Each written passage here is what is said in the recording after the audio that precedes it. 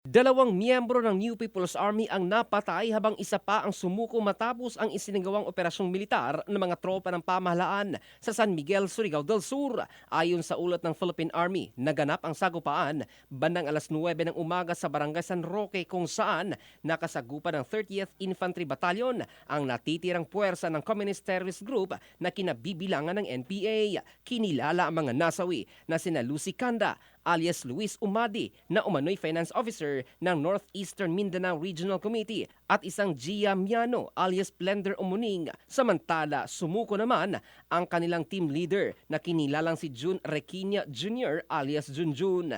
Ayon sa militar, ang grupo ay nasa ilalim umano ng pamumuno ng isang lider na kilala bilang Kabong Wako. Ang nasabing operasyon ay kasunod sa naunang engkwentro noong Abril 15 sa parehong bayan kung saan na-recover naman ang iba't ibang armas matapos ang hiwalay na operasyon ng 75th Infantry Battalion. Sinabi ni Major General Michael Anayron Jr., Commander ng 4th Infantry Division, na patuloy ang malawakang operasyon laban sa mga natitirang armadong rebelde sa Caraga Region. Hinikayat din ng opisyal ang iba pang natitirang kasapi ng NPA na sumuko at makibahagi sa mga programa ng gobyerno para sa kapayapaan at reintegrasyon sa lipunan.